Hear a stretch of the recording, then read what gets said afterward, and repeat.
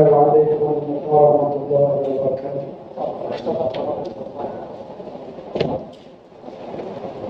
إن الحمد لله نحمده ونستعينه ونستغفره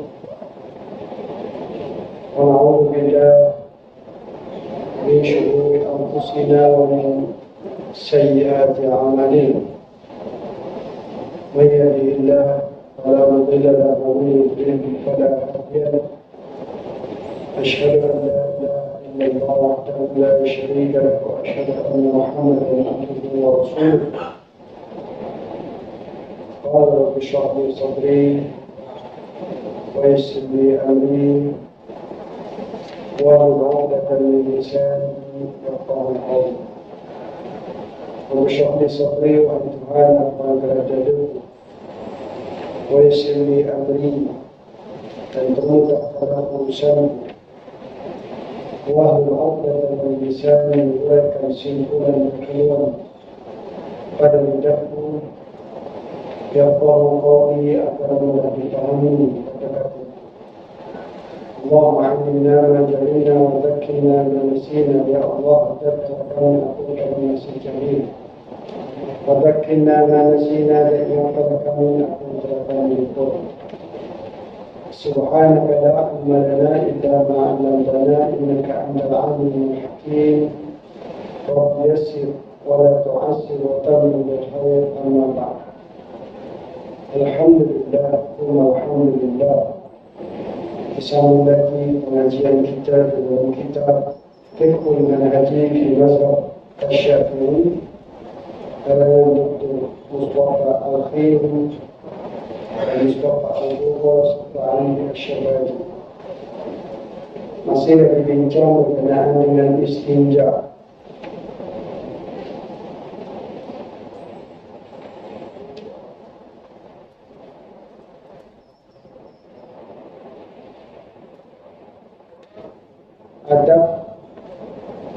Adab istinja dan qada hajat.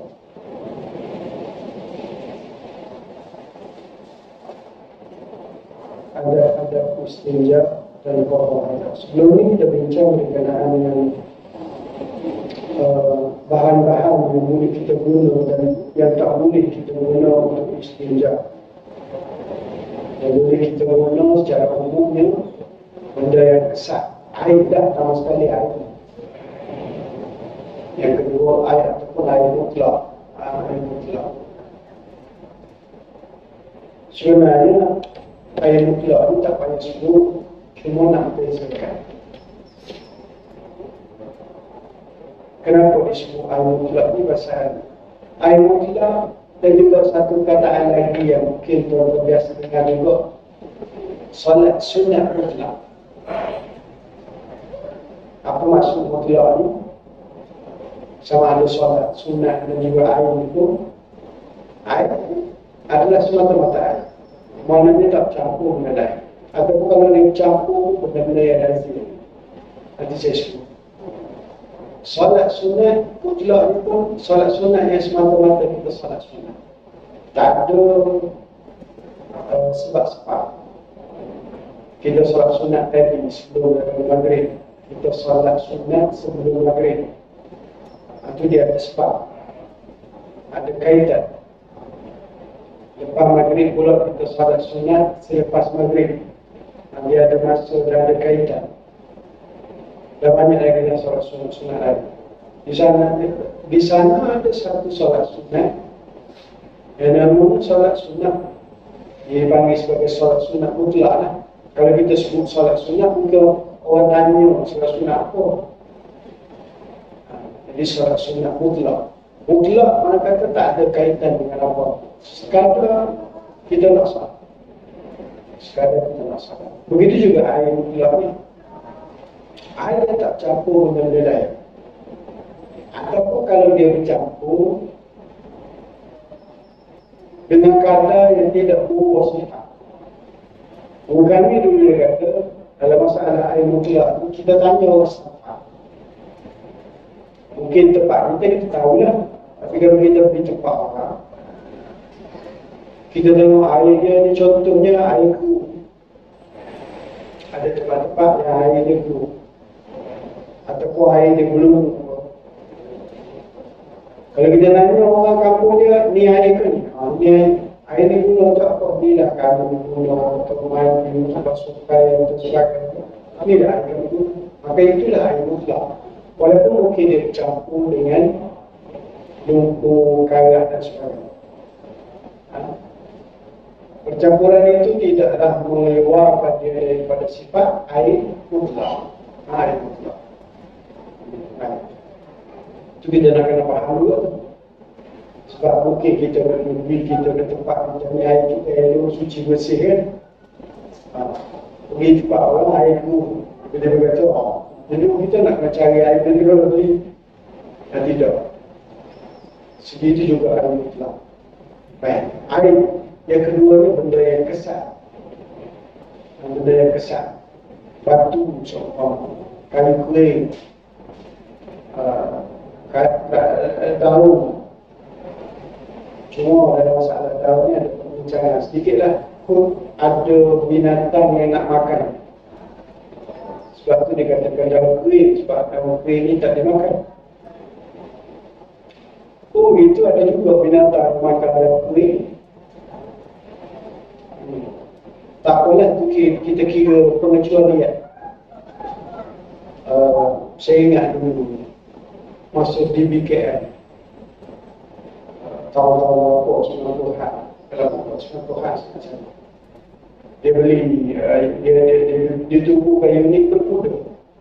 Unit berkuda ni kuda ambil daripada Australia. Kuda dia ni bagi makan rumput yang kita ada ni dia tak makan. Makan rumput kita ni rumput hijau. Mana rumput segar hijau. Dia makan rumput yang datang daripada tempat dia. Nak datang daripada Australia ni kering tak? Tak. Tapi dia memang dia makan rumput kering. Dalam beli binatang tu mahal daripada sana, import. Makanan ni import. Tak apalah itu pengecualian. Dikatakan juga untuk makan daun kering orang tak nak. Tapi secara umumnya daun kering ni binatang tak makan. Dan juga bahan-bahan moden. Contohnya tisu.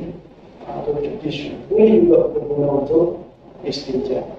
Barang yang tak boleh barang najis. Contohnya tai kering. Dia keras. Kita di kampung ada tai yang dimakan masa ni jadi keras dah macam tauku kayu. Boleh tak guna? Tak boleh. Bahkan ada hadis melarang makan. Ataupun makanan. Walaupun makanan itu terbuang. Nasi ke, roti ke, roti kalau dia makan masa lama dia jadi keras. Jadi keras. Boleh dah kita nak guna, jawapannya tak boleh. Pasal dia makanan. Walaupun makanan ni orang tak makan, dibuang. Dan satu lagi, juga tak boleh tulang binatang yang disembelih. Kerana ada satu hadis tentang Nabi nyatakan bahawa itu adalah makanan bagi kaum jin. Dia nak makan macam mana kita tak tahu, Allah Ta'ala. Tapi Nabi dah bagi tahu begitu, bila. Baik. Hari ininya adab istinja dan tawar. Adab. Di sana terdapat adab-adab yang dituntut ke atas setiap Muslim supaya melakukannya ketika tawar dan istinja. Adab-adab tersebut adalah seperti berikut. Adab ni adalah tujuannya untuk menyempurnakan perkara itu. Pertama, berkaitan dengan tempat. Dia ada beberapa kaitan. Pertamanya tempat. Dia ada tempat, dia ada cara masuk, dia ada Allah menghadap, dan juga keadaan orang. So, dia ada 4 kali. Pertama sekali yang kita sebutkan, dia ada 5. Satu lagi. Beristinja dengan tangan kiri. Kita pergi yang pertama. Tempat menunaikan hajat. Ketika membuang air sama ada kecil atau besar dalam tempat-tempat ini dijauhi. Pertama, Mari kita jangan buang air pada tempat-tempat yang mana kita akan sembunyi. Pertama, jalan orang ramai. Atau tempat yang mereka duduk atau berkumpul kerana yang boleh menyakitkan mereka. Penyakit masuk apa? Kerana dia terjemur dalam bahasa Arab pada bahasa Melayu. Cicak ni asalnya bahasa Arab. Dia terjemur secara perkataan. Dalam bahasa Arab ni dia sebut azan linnas. Kalau nak sebut menyakitkan manusia ni, saya rasa tak tepat. Nak kata macam mana? Kalau ada tai tu, orang lalu terpijak ke tai, kita nak kata apa? Dia tak sakit lah, bukan sakit, dia tai. Mengganggu juga manusia. Azan linnas. So, terjemahan ni dia bagi saya tak berapa sesuai. Dia tak menyakitkan manusia, tapi keadaan tu kita faham lah. Kalau kita terpijak tahu, dan tempat tu kita duduk dalam, tiba ada orang buai kat situ, terpijak kita. Keadaan tu nak kita nak sebut dalam bahasa Melayu. Dalam bahasa Arab dia sebut azan. Azan. Memanglah azan tu terjemah dalam bahasa Melayu termasuk juga sakit. Tapi azan ni lebih luas lah. Terjemah bahasa Melayu ni menyakitkan, menyusahkan, susah manusia, jadi susah, kacau manusia. Itu masuk. Bukan sakit, orang kata sakit. Ambil tai itu ketuk atas kepala. No. Menyusahkan orang. Jadi buang air besar kepada najis tu pada tempat orang tu lalu dalam. Orang lalu dalam. Dalam konteks kita, tuan-tuan ni tidak duduk di bandar-bandar. Walaupun kita hampir dengan bandar, tapi kawasan tuan-tuan ni, dia ada kawasan-kawasan yang rumah bertingkat, dia ada tangga. Jadi apabila tangga ni, dia jadi tangga tu tempat buang air pula. Kadang-kadang kita lalu kat tangga dia punya bau dia roti. Ini juga menyusahkan orang. Dan juga tamu. Kerana perkara disebut oleh Nabi SAW. Nabi kita sendiri sebut dalam satu hadis riwayat daripada Abu Hurairah, dia bahawa Nabi SAW bersabda, ittaqul la'anain, qalu wa man la'anan, qala alladhi yatakhalla fi tariqin nas atau fi zillihim. Takutlah kamu daripada dua tempat yang orang akan lanat. Lanat ni bahasa Arab. Kita pun kalau semua lanat-lanat ni tak pernah faham. Lebih mudah kita nak faham. Dua tempat yang manusia akan maki kamu kalau kamu buat. Kita mudah faham kan?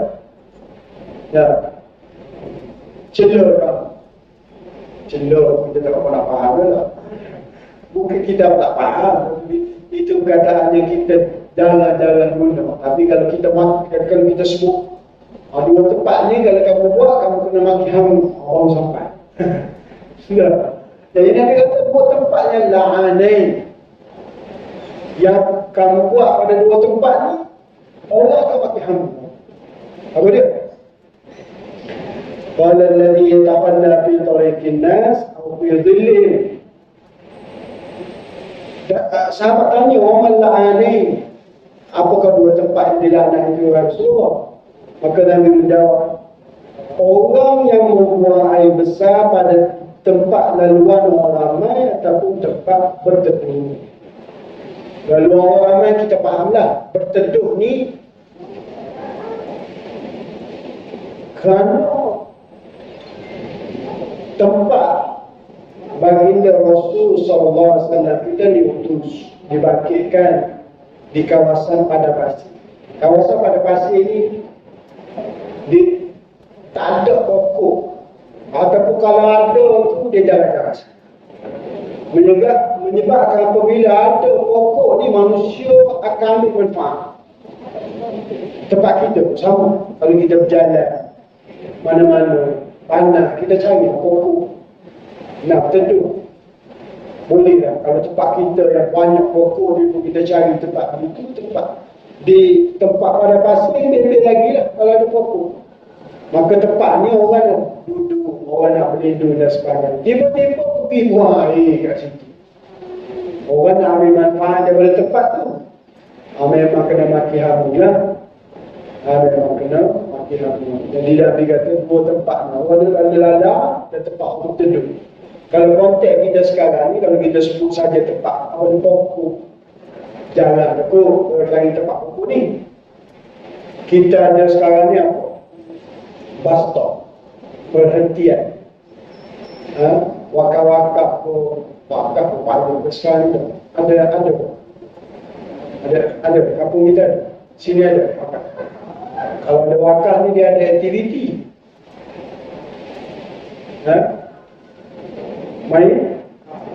Main dam haji. Saya pun tak tahu kenapa dam tu dipanggil haji. Kita orang kata kalau pergi buat haji ni, dia buat haji betul, jangan haji dam. Sebab haji betul ni dia jadi elok. Jangan jadi haji dam. Ni falsafah haji dam. Macam mana haji dam? Masa belum dia haji, elok dia jalan. Dia boleh jalan depan. Saya tak pandai main ni. Bukan nak tunjuk main sangat. Saya memang tak gitu. Benda-benda permainan macam dia jalan depan juga. Belakang tak boleh dah. Dia tak boleh. Tapi kalau dia naik haji, sudah.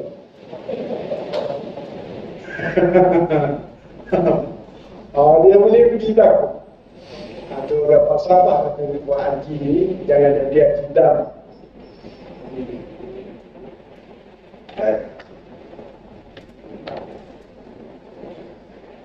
Yang kedua, ada lubang pada tanah atau pada dinding yang seumpamanya mungkin kerana menghasilkan perkara yang menyakitkan.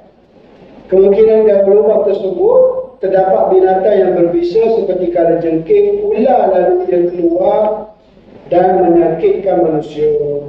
Kadang-kadang terdapat di dalamnya haiwan yang lemah, maka ia boleh menyakitkan binatang. Kerana hadis Nabi SAW daripada Abdullah bin Sarjis, Naha Rasulullah SAW ayyubala fil juhd. Rasulullah SAW melarang daripada kencing di dalam lubang, iaitu lubang pada tanah. Kerana pada lubang atas tanah lah, kita berjalan-jalan tengok ada lubang. Di lubang tidak sia-sia, mesti ada. Bahkan ada dalam satu hadis lain, mungkin ada makhluk lain jika pokok tanah. Kalau binatang pergi buang air kat situ, orang lelaki takut berjumpa dua kepala. Lagi bahaya. Ada binatang berbisa dan sebagainya. Maknanya memberi mudarat kepada manusia ataupun mudarat kepada binatang yang ada dalam tu. Kerana lubang atas tanah dia tidak sia-sia, mesti ada. Sama ada dia memang ada ataupun bekas dia. Kalau bekas tu selamatlah kita. Tapi biasanya ada tuan lah. Ada tuan. Sebab tu kita dilarang daripada buang air pada lubang yang atas tanah. Ataupun kalau berdinding, mana kata macam tanah berbukit tu dia ada lubang pada tu. Sama juga lah. Baik. Bahkan Nabi larang dalam hadis yang kita baca. Yang ketiga, di bawah pokok yang berbuah, bagi memelihara buah tersebut dapat cemang ketika luruh, sama ada buah tersebut dimakan atau diambil manfaat dengannya. Ini supaya perasaan seseorang tidak jijik kita pergi buang air bawah pokok yang sedang berbuah. Tapi kadang orang tanya, tu kita tak baca binatang, apa ni, tahi binatang dan sebagainya. Itu baca dari cerita. baca lain cerita, ni orang punya kita. Kita dilarang daripada buat perkara tersebut. Dia jadi lain, walaupun najis binatang, ayam, tai, gunung, tai, dan segala. Kalau negara kita dulu lah, sekarang ada lagi ketinggalan. Kain kelawar. Saya zaman budak-budak dulu, lalu di apa tu, Ibu Raya Timur Barat, Green Jeli. Dia ada kabel lalu. Saya tanya orang tu kabel apa? Mana? Dia kata dia orang putih, kain kelawar dalam gua. Waktu dia nak angkut buat tu mudah nak pakai kabel ni. Mahal kain kelawar dulu lah. Tu saya kata sekarang masih ada tu. Untuk dibuat baca. Hukum asal jual najis haram.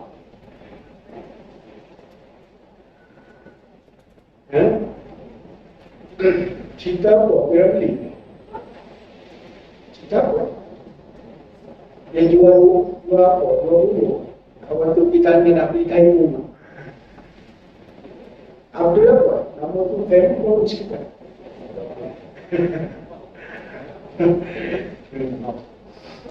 Ada cerita kan. Itu najis. Apa ni? Yang dibuat baca. Boleh dijual beli. Ambil manfaat daripada itu. Tapi kalau semata-mata beli itu sebagai najis, tak boleh lah. Dan setakat yang saya tahu, setakat ni najis manusia tak ada lagi orang banyak. Bukan ada. Ada.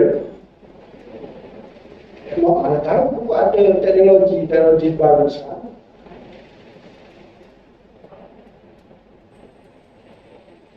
Saya lupa government. Jadi daripada ni dia boleh buat gas memasak daripada najis. Ni kemajuan teknologi. Yang dulu benda ni dibuat begitu saja.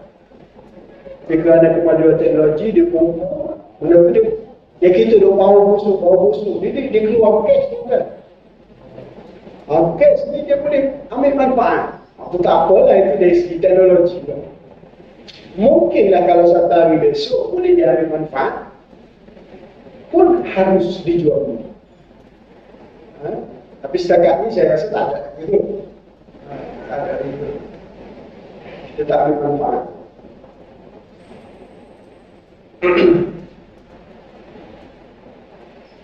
Yang keempat, air yang tenang dan bertakut. Ini kerana jiwa manusia akan merasa jijik dengan air tersebut, sekalipun air itu banyak dan najis tersebut tidak berubah rasa, bau ataupun warna. Ataupun air itu akan dibuang begitu saja jika najis itu mengubahnya. Larangan ini juga termasuk pada air yang kurang daripada 2 kotak. Imam Muslim dan lainnya telah meriwayatkan daripada Jabir radhiyallahu anhu daripada Nabi sallallahu alaihi wasallam annahu naha an yubala fil ma'ir rafiq. Membuang air besar. Baginda sallallahu alaihi wasallam melarang buang air kecil di dalam air yang bertakut. Dan membuang air besar lebih teruk keadaannya dan lebih utama ia dilarang. Larangan di sini adalah makna makruh, tetapi An-Nawawi, yakni Imam Nawawi, telah meriwayatkan bahawa ia memberi makna haram.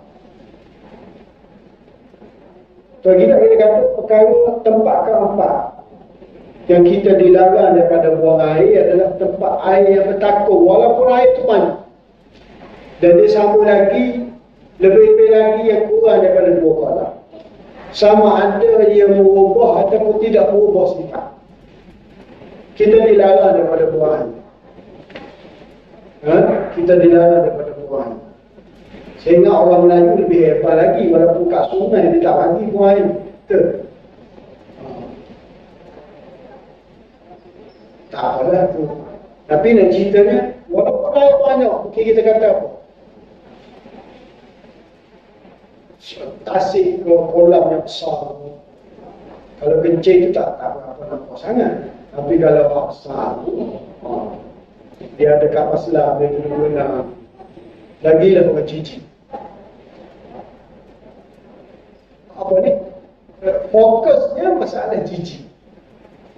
Walaupun mungkin kita kata, banyak melaut ni tak ada masalah apa. Tak. Mungkin orang datang pada tengok jijik. Tengok benda itu jijik, maka kita ada yang tidak. Ya sebagaimana disebut oleh Nabi SAW, cuma dalam hadis ni Nabi larang daripada kencing. Tapi para alim ulama, dia kata kalau Nabi larang kencing, yang kita kata kalau kencing ni buang air di tempat yang besar itu tak nampak kesan dah. Ya. Kalau kita buang air pasir yang besar tu kita buang, kita kencing, dia tak memberi kesan sangat. Saya ingat perkara begitu yang tidaklah memberi kesan sangat pun Nabi larang, jadi buang air besar lebih lagi lah. Kerana Nabi kita SAW ni seorang yang bijak berkata-kata. Dia sebut tak banyak perkara, tapi orang selepas daripadanya, termasuk di kalangan para ahli ulama, boleh ambil manfaat daripada dia. Kalau Nabi larang kencing, dia buat tak ada cerita lah. Begitu dia kata. Kalau hak benda kecil pun Nabi dah larang, hak besar tak ada cerita. Lebih lagi lah. Cuma dalam masalah ni, para ahli ulama kita beza pendapat. Nabi larang ni dengan masuk makruh ke dengan masuk haram. Disebut tadi Al-Imam Nawawi. Tuan-tuan kenal Imam Nawawi? Tak kenal? Kalau tak kenal, saya ingat di surau-surau masjid ni mesti ada kitab tu.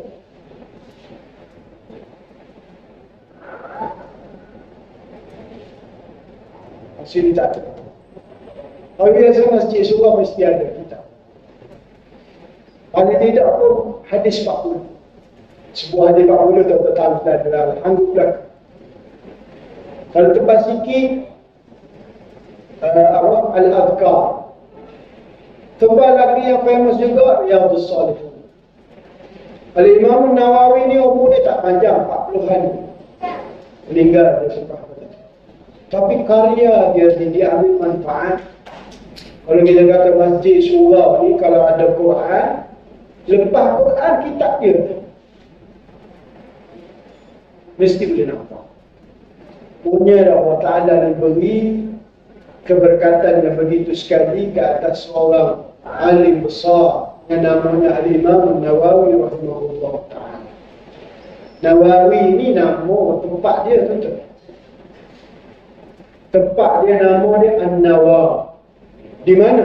Di Damsyik. Damsyik ni mana? Syria. Syria yang masih lagi belum reda konflik dan peperangan. Sampai rakyat dia pun boleh perlukan kalau kita sekarang. Walaupun siapa orang Syria. Contoh yang boleh makan kunafah, contoh boleh makan shawarma lah, makan nasi Arab ni ramai di kalangan Syria. Yang ramainya pelarian perang. Sekarang ada kat Malaysia. Bila ceritanya Al-Imam Nawawi ni, Nawawi nama kampung dia di Damsyik. Nama Nawawi. Baik.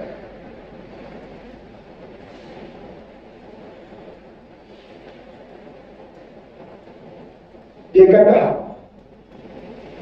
dia berpendapat bahawa larangan hadis ini adalah haram.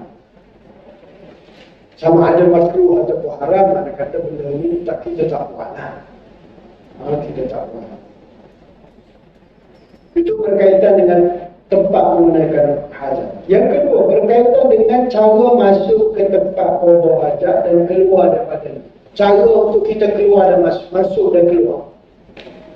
Kita ada adab dan cara untuk kita masuk dan keluar daripada tempat tandas. Disunatkan kepada orang yang qada hajat supaya melangkah dengan kaki kiri kerana ketika masuk dan dengan kaki kanan ketika keluar. Ini kerana itulah wilayah dengan tempat-tempat kotor dan najis, dan jangan ia membawa perkataan yang menyebut nama Allah dan juga namanya yang lain. Ada seorang alim, saya lupa apa namanya. Tapi dia dikenali dengan At-Thawri.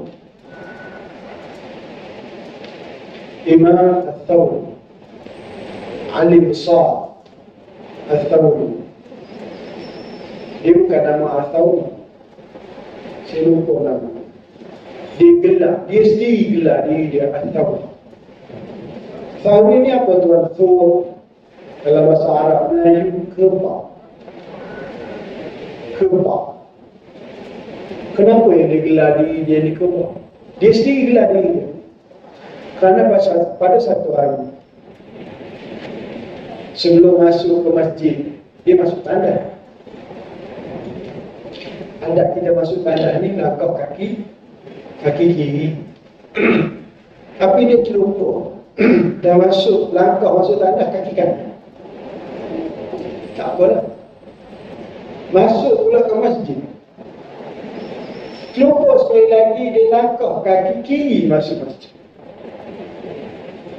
Dia kata, maka dia kata kat diri dia, punyalah aku ni teruk macam kebab. Kebab ni atau ni lebih kepada jemputan dan sebenarnya. Tapi tak apalah, kita cuma sebab kalau kebab sebenarnya dalam bahasa Arab bukan jemus. Thawri ni lembu jantan. Macam lembu kan. Tubuh aku ni macam lembu. Lekat. Dia sendiri lah dia. Kenapa? Kerana dia nak mengikatkan bahawa diri dia ni punya kuasa. Salah kata-kata bukan salah. Termasuk dalam perkara adat.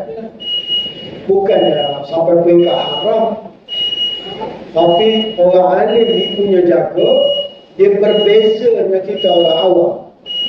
Dia begitu melazimi walaupun perkara itu sekecil-kecil perkara, langkah kaki dia masuk kaki kiri, keluar kaki kanan.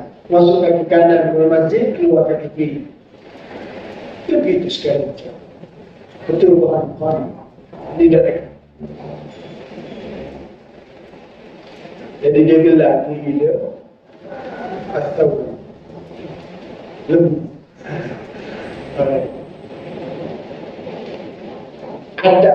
Adat kita nak masuk ke dalam tandas, kita langkah kaki kiri, keluar langkah kaki kanan. Baik. Sunnah juga, dan dilarang daripada menyebut nama-nama Allah. Nama-nama Allah dan juga zikrullah. Sunnah juga berzikir dan doa yang sabit daripada Rasulullah SAW ketika masuk tandas dan keluar daripada. Doa ketika masuk tandas, Bismillah, Allahumma inni a'udhu bika minal khubuthi wal khaba'ith. A'udhu bika minal khubuthi wal khaba'ith. Sehingga kita diajar dengan a'udhu bika minal khubuthi wal khaba'ith. Sehingga budak-budak di tadika pasti dan semacam pasti biasanya tidak disebut Bismillah. Jadi disebut a'udhu bika minal khubuthi wal khaba'ith. Dan keluar Ghufran.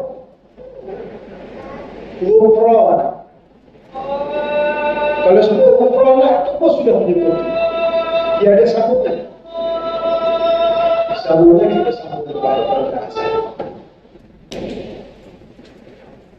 Baik.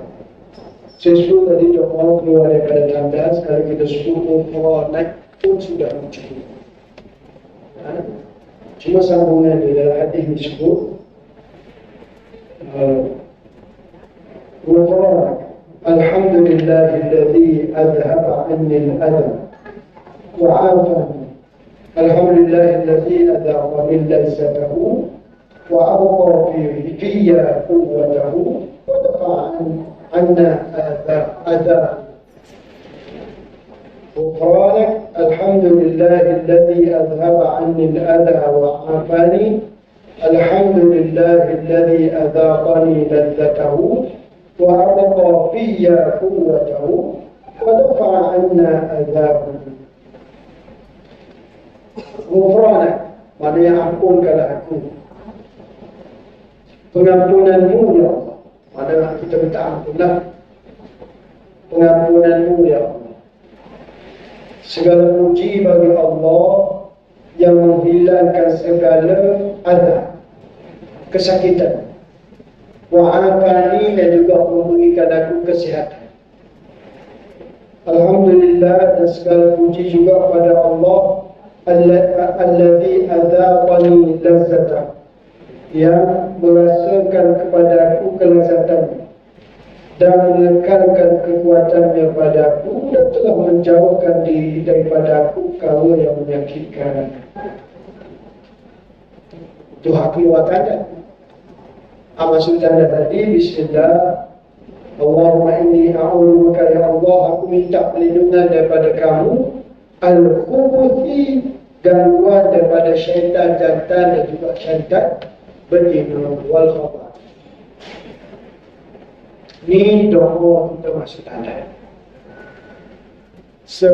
Seawal anak-anak kita kecil sudah diajar. Dah, harap kita ingat. Biasanya orang kita ingat ni, Allah, Bismillah, Allahumma inni a'udzubika minal ajz, Allahumma inni a'udzubika minal khubuthi wal khabath. Dan juga keluar tu nak panjang, apa yang panjang tak pun, kalau tak boleh susah lah. Ufranak. Dibincang oleh ulama, kenapa Nabi apabila keluar tanda dia sebut ampunkan aku. Tak kita sebelum masuk tanda, keluar tanda, minta ampun.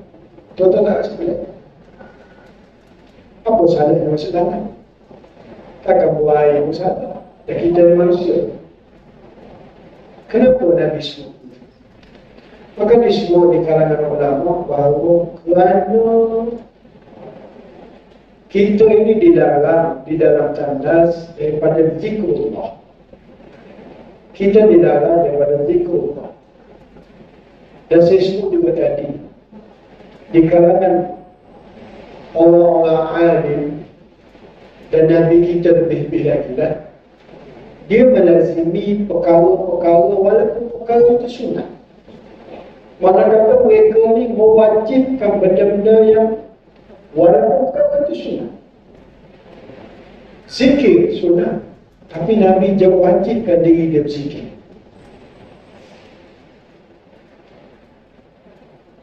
Jadi apabila masuk tanda dia tak berzikir, keluar, maka dia minta ampunlah kepada Allah Subhanahu Wa Taala. Jadi beberapa hari lepas disebut oleh guru saya, dia kata nak jadi pemimpin. Orang berbincang tentang masalah pemimpin. Pemimpin ni, dia jadi ketua. Benda-benda yang lazim di kalangan orang awam, ke atas pemimpin benda itu wajib. Contohnya apa dia kata? Semayang malam. Semayang malam ni wajib ke sunnah? Sunnah je. Tapi ke atas pemimpin, perkara ini wajib. Jadi kalau kamu ni jadi tak bangkit bangun semayang malam, tak payah jadi pemimpin lah. Tak payah nak jadi YB ke apa, ikut apa lah. Bangun semayang malam, tidak.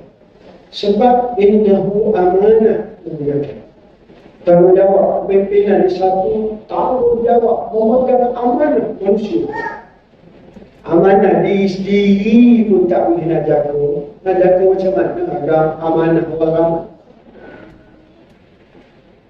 Kalau kita orang biasa tak wajib bangun semayang malam. Tapi pemimpin wajib. Pemimpin wajib.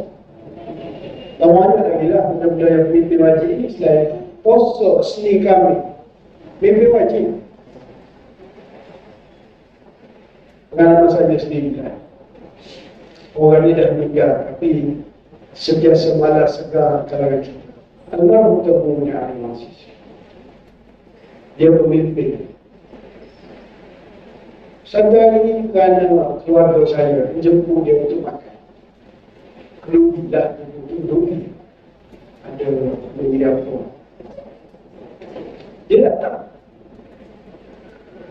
Dia datang dan dihidangkan makannya, dia makan. Cuma apabila tengah makan, dia sebut dengan dialek Kelantan dia, ambo poso, tapi dah ajak makan. Saya puasa ini kan, tapi dah ajak kenduri untuk makan, saya makan. Bisnis Khamis, tak miss ke atas orang pemimpin itu dia berpuasa. Kerana puasa semayang malam ini dia membentuk kekuatan diri sebagai seorang pemimpin. Mimpin ni tahu amanah, kerja amanah, bukan disuara-suara nak suara panggil ketua, nak suara panggil web. Tak ada suara. Ketua dah tahu dah apa. Masuk saat apa untuk ikut dan untuk ikut suara. Di akhirat besok, sebagaimana disebut oleh Sayyidina Umar radhiyallahu anhu, kita bidah ni, mari dari kita sebut sikit. Sayyidina Umar radhiyallahu anhu pada satu ketika disebut, dia kata, sekiranya ada seekor unta, seekor kandai, bukan manusia ni, kandai. Sekiranya ada seekor kandai terpelecuk kaki dia pada lubang atas jalan di Baghdad. Dia ni dia berada di Madinah. Madinah Baghdad ni berapa 1000 kilometer, kalau tak 1000 pun dekat-dekat lah. Mana jauh lah. Dan oleh kerana jauh zaman dulu ni bukan jauh macam kita sekarang. Kita boleh telefon, kita boleh video call, tengok apa masalah. Kalau atas surat pun mungkin makan masa berminggu-minggu. Umar kata kalau sekiranya terpelecuk seekor kaldai di Baghdad, zaman dia di Baghdad baru dibuka.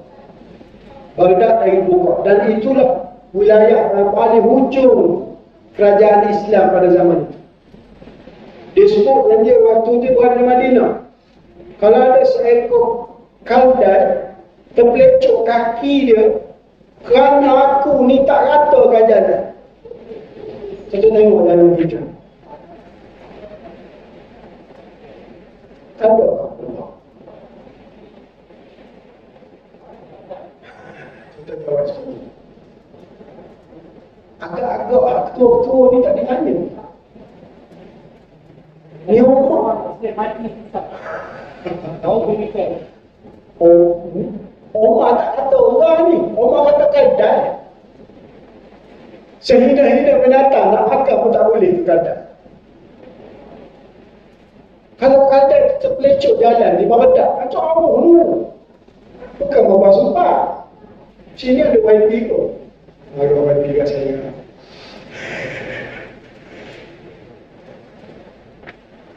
Tak kira lah wifi. Kalau menteri besar, kalau bukan menteri ke, apa kerja? Dia dah tahu tanggungan semua. Akhirat besok aku akan disoal, dan macam mana aku nak jawab? Besar tanggungjawab seorang pemimpin. Kalau kita sekarang untuk dipimpin di sekolah, tak kira pihak mana. Saya bukan nak kata, saya tak berpihak pada mana-mana, bukan tak berpihak pada mana-mana. Kita sokong apa yang bagus, yang buat kerja dan sebagainya. Dah amal bagus, kita kata bagus lah. Bukan kita nak cila semua. Tapi ini adalah satu amanah yang disebut kita ambil manfaat. Apa yang disebut oleh Sayyidina Umar radhiyallahu anhu. Bukannya dalam suara-suara orang pakai kereta besar, nak itu, nak ini, nak itu, nak ini. Bukan. Amanah yang begitu besar. Yang nanti. Cuma kita nak sebut tadi lah, dia bukan masalah menteri ke YB ke dalam negeri saja. Termasuk semua bergelar ketua.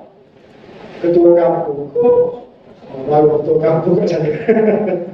Dan saya pun sama. Saya ketua keluarga saya. Kan dia cabut keluarga saya. Tak. Umur saya kena sediakan elok. Betul sama. Paling tidak ketua keluarga tuan-tuan. Hak tua kampung, hak tua negeri, tua negara dan sebagainya. Dia ada amanah yang perlu dia tunaikan. Ditunaikan.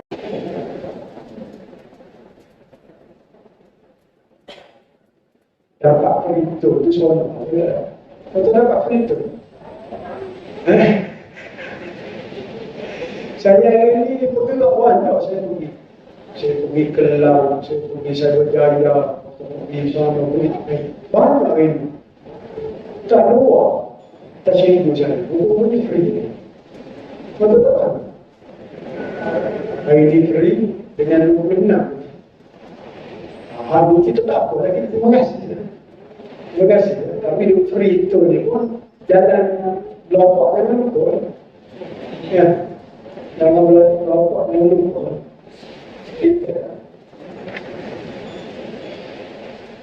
Itu bahawa cerita tak dalam kelompok. Tak cerita dari bapak lain. Yang cerita ni besar tanggungjawab kepimpinan. Baik secara cerita tak tanda. Tapi dia masih kena respon juga benda-benda semasa. Tak gitu. Kena respon juga benda semasa. Takkan tak ada respon. Jadi malam ini kita belajar tentang adab masuk tandas. Antara perkara yang kita belajar masuk tandas, kita langkahkan kaki kiri, keluar tandas, kita langkah kaki kanan. Dan ada doa. Bismillah. Allahumma inni a'udzubika minal khubuthi wal khaba'is. Ini doa masuk. Dan serika-rika doa keluar ghufranak. Itu saja. Dan yang seterusnya tak boleh buang air pada lupa, jangan buang air pada tempat orang ladang-ladang, dalam air dan sebagainya. Ini kita tahu dah dahulu. Yang dia buat juga tu orang kata Tara panggil ketegak lah. Sini apa istilah? Semedang. Tak kerti sangat istilah. Mana kata buat tolu bahlu dia adalah kalau buat tu. Dengan akal manusia yang sejahtera, dia tahu benda-benda sebegini tidak bagus. Datang Nabi kita ni liutammima makarimal akhlak, untuk menyempurnakan akhlak yang mulia. Mungkin setengah orang dah tahu dah perkara ni bagus, tapi Nabi datang, Nabi tegaskan sekali lagi, kita tahu benda ni bagus. Tidaklah suatu perkara itu datang daripada Nabi sallallahu alaihi wasallam kecuali semuanya adalah perkara-perkara yang bagus. Dan bonus ekstranya apabila kita buat, kita dapat pahala. Ini bonus ekstra kita akan dapat. Buat bagus itu bagus tak? Sebab tu kalau kita tengok manusia yang bukan Islam, dia buat bagus-bagus, kita pujilah dia buat bagus. Tapi adakah dia diberi pahala? Kepercayaan kita dia tak ada pahala. Dia sekadar dia buat bagus. Tapi agama kita, pertama kita tahu benda ni bagus, orang akan puji lebih-lebih lagi, dan lebih-lebih lagi kita akan dapat pahala. Hal ni yang kita bercari. Kerana kita nak balik semula ke kampung halaman kita. Kau tahu kampung halaman mana? Akhirat. Kampung halaman kita syurga. Kerana tu kita asal syurga, kita nak balik kampung tu kita. Dan nak masuk syurga ni, betul kita kata itu rahmat Allah, tapi rahmat Allah ni dia akan turun kepada orang yang berbuat kebaikan. Secara logik ni, hak Allah buat jahat tu, itu atas pertimbangan Allah lah. Sama ada dia nak masuk syurga ataupun Allah Ta'ala nak letak di tempat lain, itu pertimbangan Allah. Tapi orang yang baik, secara logiknya kita kata, takkan orang baik masuk neraka. Kita boleh faham secara logik. Jadi itulah apa yang kita buat dengan saranan daripada agama kita, untuk kita buat hari-hari yang kita hidup di dunia ini. Wassalamualaikum warahmatullahi wabarakatuh. Walhamdulillah. Alhamdulillah bisyaitanir rajim. Bismillahirrahmanirrahim. Alhamdulillah rabbil alamin. Wassalatu wassalamu ala asyrafil anbiya'i wal mursalin wa ala alihi wa sahbihi ajma'in. Allahumma ja'alna minal ladzina yastami'una al-qawla wa yattabi'una ahsanah. Ya Allah, berikanlah kami di kalangan mereka mendengar kata-kata yang mengikut perkara-perkara yang baik dan beramal dengannya. Allahumma ja'al jam'ana hadza jam'an marhuma wa tafarraqna min ba'dihi tafarraqan ma'suma. Ya Allah, berikanlah perlindungan kami pada malam ini, perlindungan yang kau rahmati, dan perpisahan selepas daripada ini perpisahan yang engkau jaga kami daripada segala dosa dan segala maksiat. Wassallallahu ala Muhammad wa ala alihi wa sahbihi ajma'in. Walhamdulillah.